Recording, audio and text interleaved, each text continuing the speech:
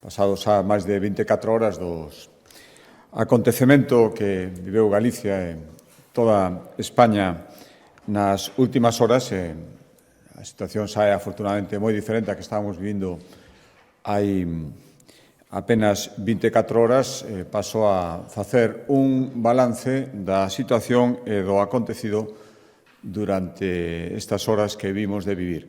Primeiro, lamentar moitísimo, darlle o pésame ás familias das persoas falecidas, cuyo falecemento tivera, dunha maneira ou outra, algunha relación co apagón e coas súas consecuencias durante estas últimas horas. Iso, primeiro, é fundamental. E despois tamén agradecerlle, por suposto, aos medios de comunicación o seu papel,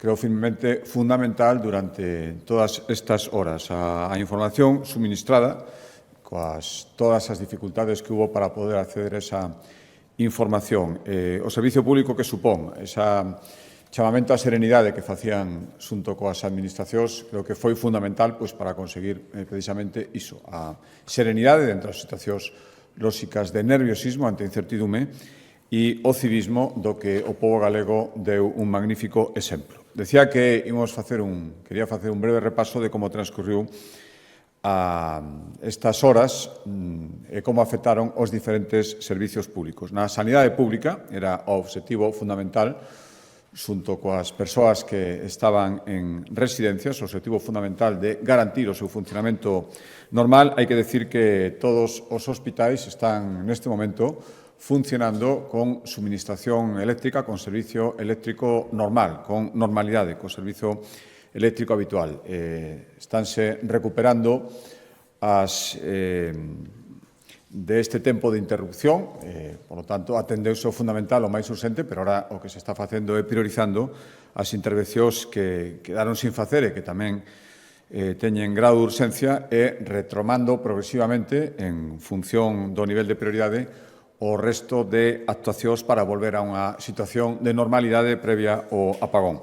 A maioría dos centros de saúde, ademais, funcionaron hoxe con normalidade, coas lóxicas dificultades dadas as circunstancias. Por lo tanto, quero alabar unha vez máis a profesionalidade de todas as persoas que traballan na sanidade pública, na sanidade en Galicia, en xeral, e especialmente na sanidade pública, tanto en hospitais como en centros de saúde, como nos servizos de urxencia do 061. Por darlles algúns exemplos dos motivos para este orgullo colectivo, por exemplo, decirles que onte na sanidade pública naceron 39 nenas e nenos, a pesar das dificultades que o apagón supoñía para un funcionamento normal. Por exemplo, os servizos de urxencia trasladaron durante a noite de onte a 16 persoas que sufriran un ictus, ou dos 10.000 pacientes que en Galicia teñen terapia respiratoria no seu domicilio, 297 foron trasladados aos hospitais ou servizos de urxencia dos PACs, ou 121 foron atendidos polo 061. Por lo tanto, ou ben os servizos de urxencia se desplazaron aos domicilios para atendelos, ou estas persoas foron trasladadas aos hospitais en resto de servicios de urxencia. Por lo tanto, felicitar a estes profesionais sanitarios que en circunstancias moi difíciles cumpliron co seu labor. Na educación pública, logo do aviso emitido onte pola Xunta de Galicia, unha vez que se confirmaba que o apagón iba a continuar e non se tiña certeza, ninguna certeza nese momento de canto podía continuar, e coas recomendacións que ademais existían sobre aforro de combustible, decir que hoxe só o 2,5% do alumnado dos colexios e institutos acudiu ao seu centro e o 3,5% no caso das escolas infantís. Por lo tanto, agradezo a todos os pais e nais e os docentes a súa comprensión ao longo desta mañá. Entendemos que moitos non puderon recibir aviso ata a primeira hora desta mañá porque onte as comunicacións en moitos casos non funcionaban en absoluto, a pesar de que o aviso fora emitido, non pudo ser recibido ata unhas cantas horas despois de estar unha parte importante das noites en comunicación. Por lo tanto, agradezo, insisto, aos pais, nais, os docentes a súa comprensión e colaboración. Nos servizos sociais, como decía onte, as residencias de maiores, que eran tamén un obxectivo prioritario en canto a garantir o seu funcionamento, funcionaron con normalidade, moitas delas a práctica totalidade co apoio de xeradores de corriente. Máis dunha treintena deles recibiron, ademais, apoio para o suministro eléctrico porque se lles estaba acabando o combustible e tamén apoio para suministrar oxígeno para aquelas persoas que viven nestas residencias e que necesitaban ese suministro de oxígeno ou se están funcionando con normalidade.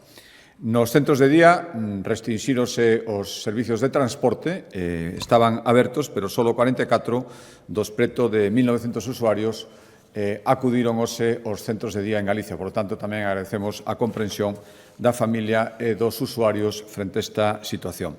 No sector primario non costan grandes incidencias. Poñer un exemplo concreto, o do lácteo.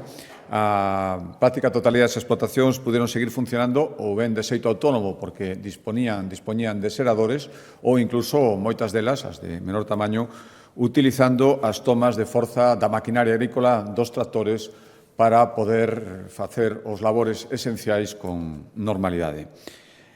En canto ao suministro eléctrico, neste momento o 100% do suministro eléctrico en Galicia se atopa restablecido, como poderían comprobar todos os usuarios nas súas casas, nos seus lugares de traballo. En todos os lugares atopa restablecida na súa totalidade 100% da rede. Por tanto, Galicia, volvo a insistir, deu unha vez máis un exemplo de civismo, de compromiso e mesmo de resistencia ante unha adversidade que en absoluto estaba prevista, que nunca víramos con esta intensidade e que supoñía moitos retos ao mesmo tempo. Quero transmitir, ademais, á cidadanía un aviso no ámbito da saúde pública, unha prevención. Durante as vindeiras horas, e ata que o dispoñan as autoridades de saúde pública, pedimos que eviten bañarse en praias ou ríos, pois a falla de suministro eléctrico durante estas horas provocou ou pode provocar que algunha deficiencia no tratamento das augas, tal como deben ser tratadas e, polo tanto, insisto, en praias e ríos durante as próximas horas o convinte é evitar o baño.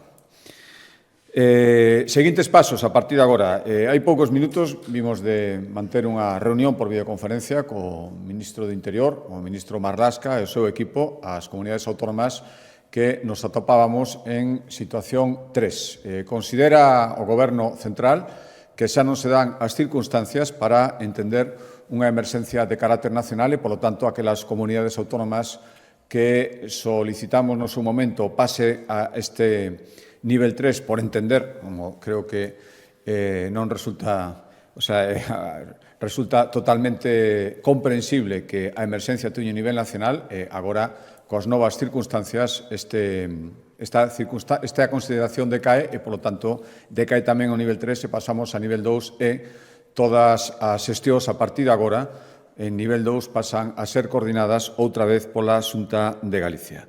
E, polo tanto, unha vez retomado o control de emerxencia, anuncio a decisión do CECOPI, do Comité de Coordinación que sigue xestionando a emerxencia mentre non se desactive, que no día de mañán funcionarán con total normalidade todos os centros educativos en Galicia e as escolas infantís. Insisto, funcionarán no día de mañán con total normalidade.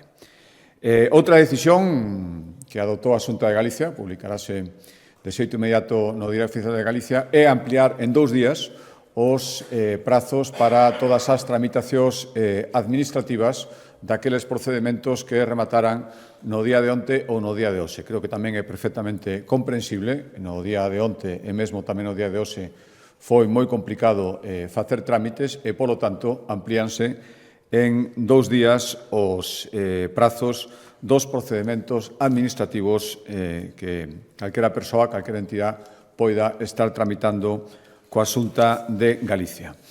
Creo que falo en nome de toda a cidadanía para cando digo que todos esperamos, explicacións convincentes das causas do acontecido. Explicacións convincentes e con aval técnico.